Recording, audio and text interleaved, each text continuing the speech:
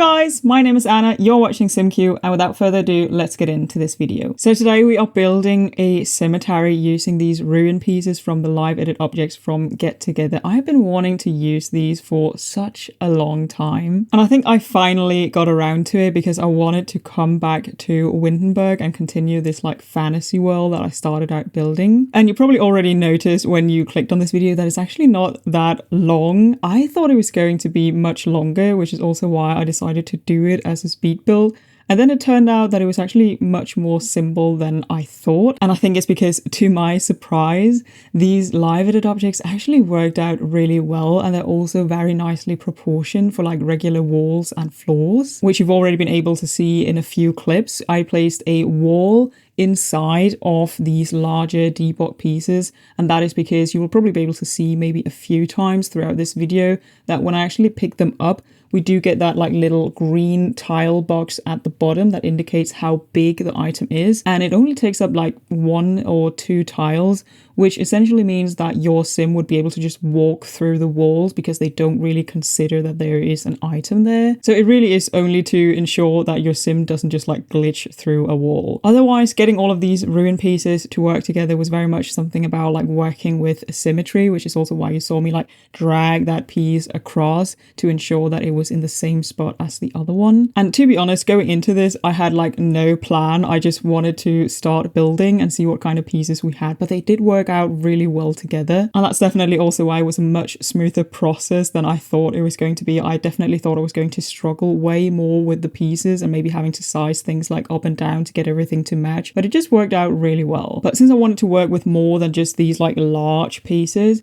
I also found these smaller pieces. Some of them we do have in the regular catalog, but I think I dragged all of them from the debug catalog. And then here I wanted to have a raised up part, kind of imagining it could be for an altar, but I also wanted it to seem kind of broken, which is why I'm playing around with some fences and lowering some pieces so that it hopefully kind of looks like some of the stone was broken. So overall, I think my vision for this was to make it look like it was like an old cathedral, because that's just what I've seen a lot of here in Europe. And I also thought that that would kind of make sense as to why it is still used as a cemetery. Now, in general, when building this, what I try to always keep in mind is what would this actually look like without having like all of the details, because I think I've already mentioned that I went in without any plan whatsoever, but it was still really important for me that all of the pieces that I placed sort of made sense. I don't know if there is a better way of explaining it, but basically I wanted to ensure that I was placing enough items so that your brain kind of fills in the rest. And that is also why I am creating this subfloor that unfortunately deleted all of these larger pieces, so we will be replacing those. But I noticed that at the bottom of these larger pieces, the stone is a little bit different, and I assume that that's because there used to be like a foundation, that is where the flooring would actually be. So right now we're placing it on top,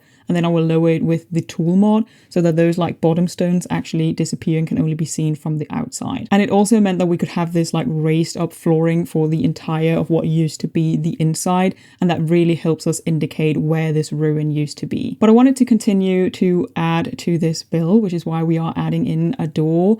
I kind of imagine, which is also what I know from real life, that a lot of old ruins have been like rebuilt multiple times over the years. So that's kind of what I thought with this one as well. So basically we have these big outer walls that are from like one time period, and then we have some other walls. You will see it here. You will also see the inner walls that are trying to replicate what it originally looked like, but has been built with like a different set of stones. At least that kind of story, one, makes sense. That is also what we see in real life, that things have been rebuilt in different time periods. And also two, it would be an explanation as to why we have slightly different shades of stones and different types of stones throughout the build. So a lot of these old cathedrals have incredible architecture. They're very well built, and they're most often very symmetrical. So that's why I'm scooching things around here a little bit, because I realized I didn't actually have a proper amount of tiles. And it's also why on the ground floor for a very long period of time, you will see a little like cross in the middle. I'm just using that as a guideline. It just indicates the middle from both the length and the width. So I wanted to add an upstairs because from the debug items, it also looks like there is an indicator of where an upstairs would be that luckily matches really well with the proportions of our walls. And I've definitely also seen that in real life in multiple cathedrals, if not all of them,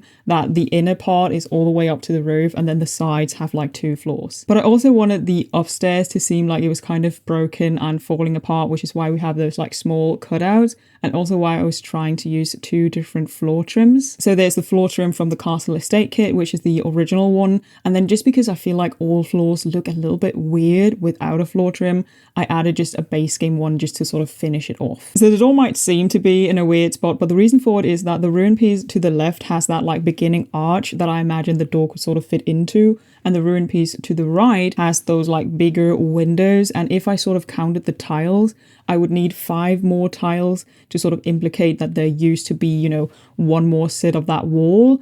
So that is really the only spot that the door could then fit into for it to make sense on a bigger scale. So you just saw me raise some stone up and down with the tool mod, and it's really only to cover up more of the foundation to make it all look like it's built from the same stone. For the flooring, I originally wanted to use the one from the Castle Estate kit, but I found that the stones actually looked a little bit too polished. They were all a little bit too similar. So instead I went in with the one from Get Together. From here, we're adding a few more stones to the foundation, and then we're moving on to what I would refer to as the inner wall. This is definitely also something I've seen in multiple cathedrals, and it also makes sense if you have that like upper floor on all of the sides, so that we have this like archway that is supporting it from the inside. I feel like that was a rubbish explanation. I don't really know how to explain it. I think it makes so much more sense when you're actually watching the video as well. But this was the first time I was really struggling with getting all of our build items, like our walls and our columns, to add up with the debug items. So part of the struggle was that I wanted to use as many ruin pieces as we have in the game. So I found these smaller columns that you're seeing here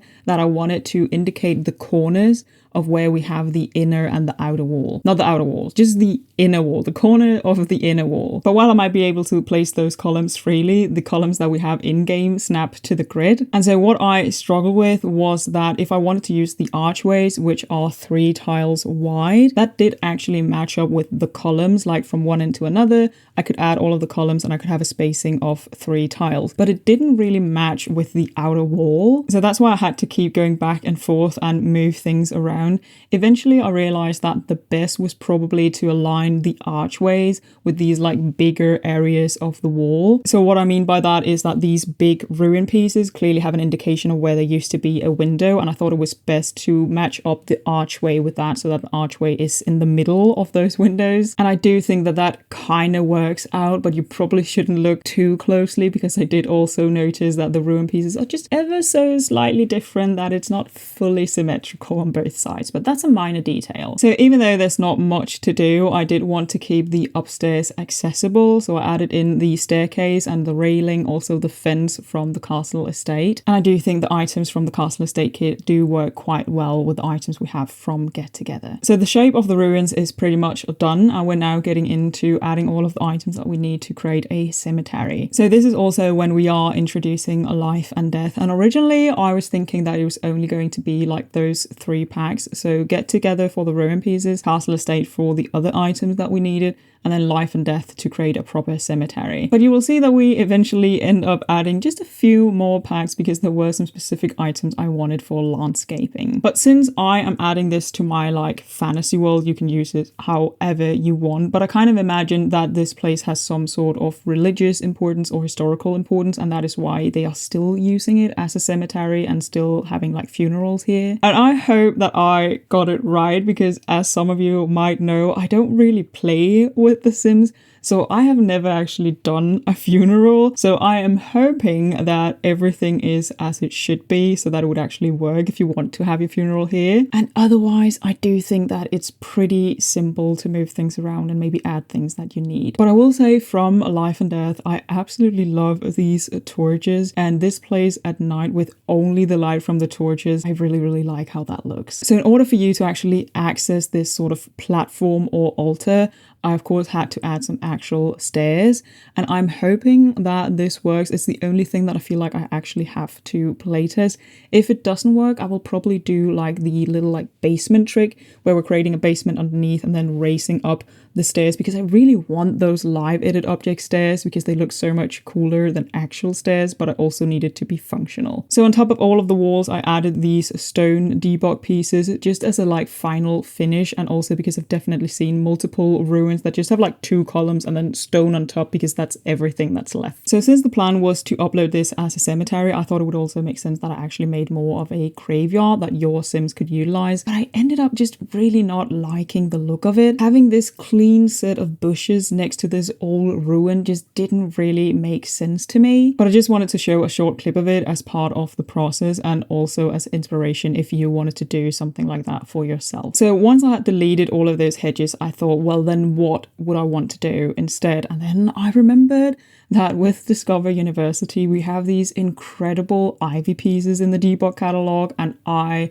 wanted to use them so badly. They are probably my favorite debug pieces. They just work so well for so many builds, and they're just absolutely perfect for creating this overgrown look. And I basically decided to keep the entire process of me placing these just because I absolutely love how it turned out. And for this in particular, it worked really well that it was one debug item up against another debug item. You can probably see when I place them that a lot of them are technically just half placed like in the wall, but that doesn't really matter. It still just looks absolutely amazing. And I feel like with these kind of ivies, you can't have too many, so I just kept adding and adding and adding. I also added to the inside walls because I felt like if we were trying to sell this as overgrown ruins, on the inside, these type of plants would have definitely also broken up through the stone and have started growing on all of the walls. And then just as I started to feel like it was enough, I decided to add some more. So I went back into the catalog because I really wanted something that was like more of a hanging plant. And so this ended up adding a bit of a random pack because I found that the best ones, the ones that match the one from Discover University the best, and also the ones where I had most variation, was the ones from Snowy Escape. So even though in any other aspect this build really don't need to use Snowy Escape, we do use Snowy Escape. But if you don't have it, the only thing that you're missing out on are some of these ivies. I also really like the ones from Horse Ranch, but I decided to hold back, and instead I found ones from Life and Death that have a few flowers, so you will also see me add those in. And in the beginning, this really wasn't my plan. I hadn't even considered that we could do like overgrown ruins, but as I added more and more, I was just falling more and more in love with this build. So as per usual, I wanted the landscaping to match what we already have in our surroundings, and I also wanted it to be, you know, a bit more loose and not very well taken care of since it's just overgrown ruins. Oh, and then there is this one bush right now with a few flowers on. That is actually a pea bush, because to no surprise, one of the requirements for cemetery is to have a toilet. It pretty much is for any public lot, but I didn't want to actually add a toilet,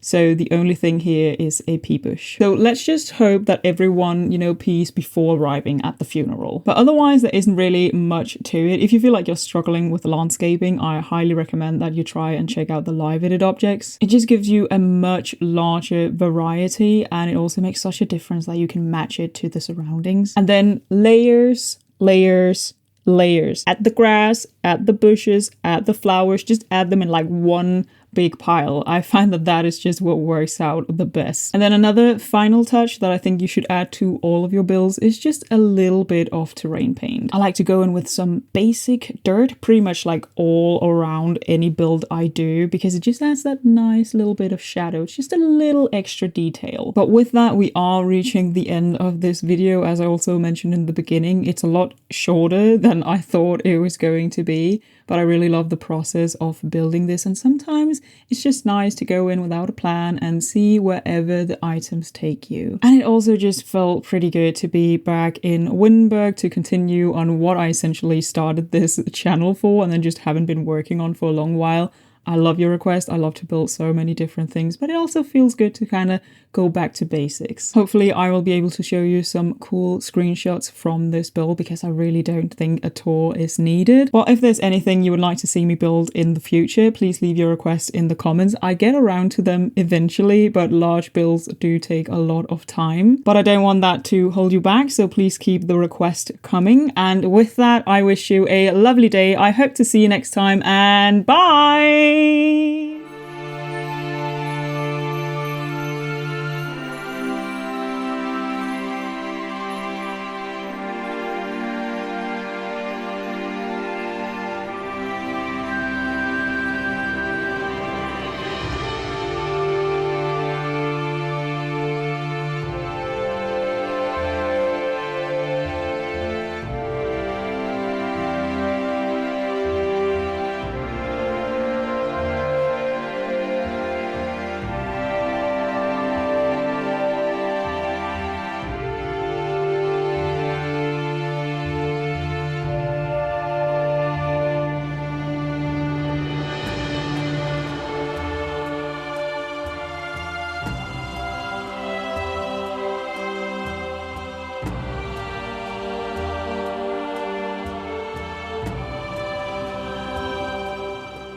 If it's good enough for you, it's good enough for me.